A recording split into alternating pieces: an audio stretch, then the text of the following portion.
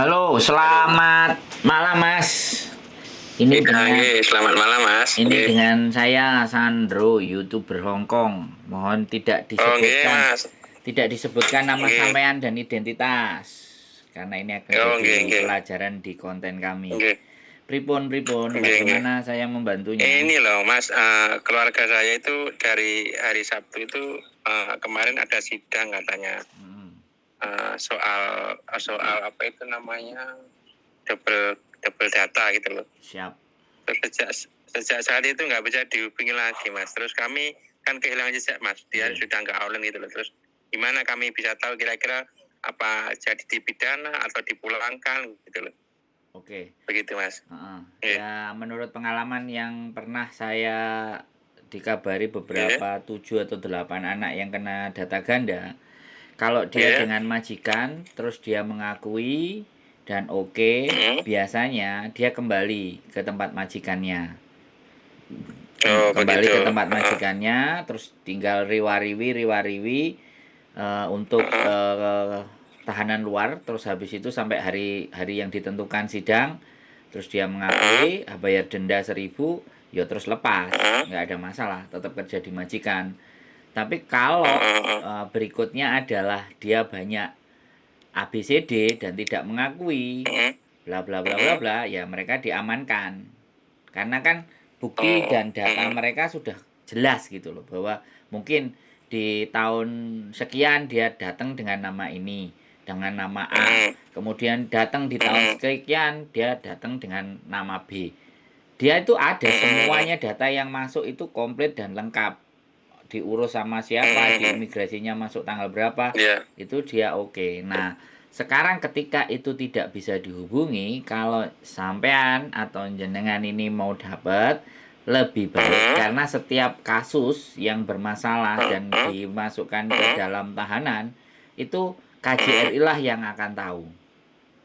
KJRI. Ya, nanti sampean tak kirimin nomor dari staf di KJRI yang memang ngurusi dan memang untuk mengetahui posisi data-data teman-teman yang posisinya sedang mengalami permasalahan tentang hukum, kan seperti itu Mas. Makasih Mas. Saya belum bisa memastikan dan ABCD, nanti biasanya di pihak KJRI akan menanyakan statusnya keluarga sampean sebagai apa, boleh ditunjukkan KK, KTP-nya dan semuanya, karena terkadang keluarga yang mencari teman-teman itu biasanya teman-temannya ada yang memang sengaja menghilang, tidak ingin dihubungi dengan keluarganya, ada yang seperti itu.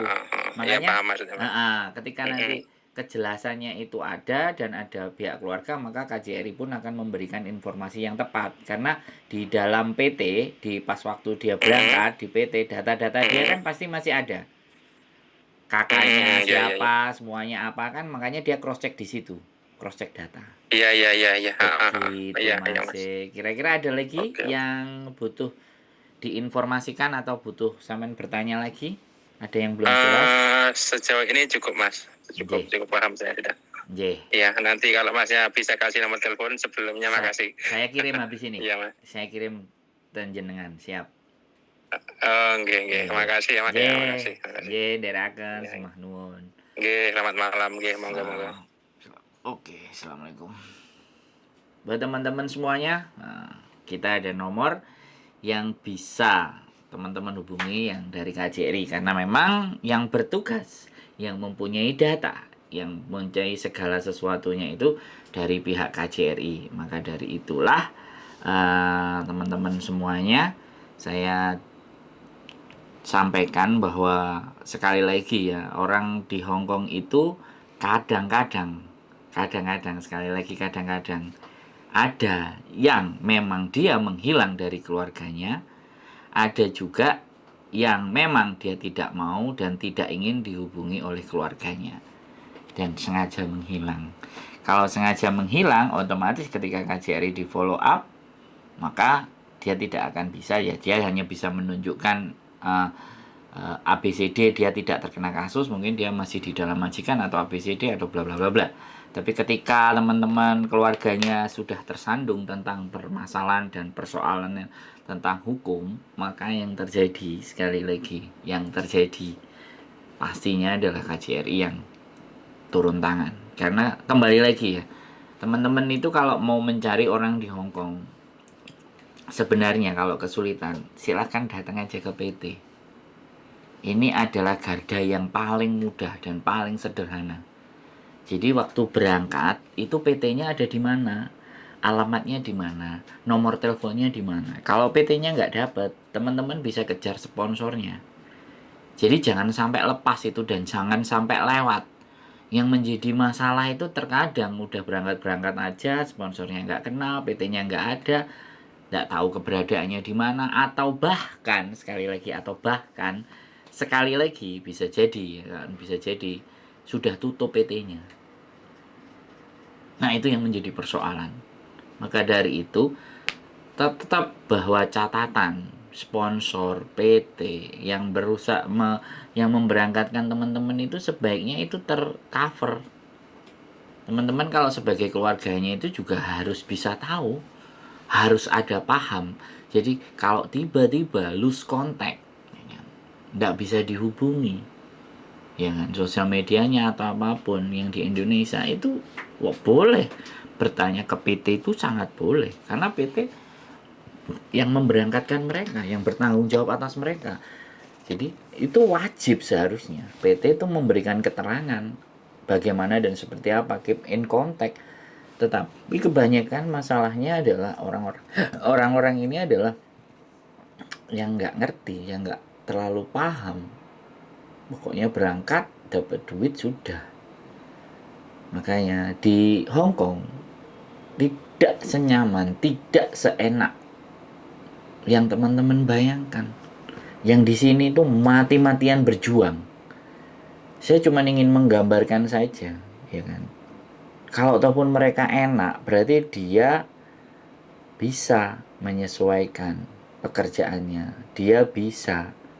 Tapi banyak juga yang tidak lolos seleksi alam.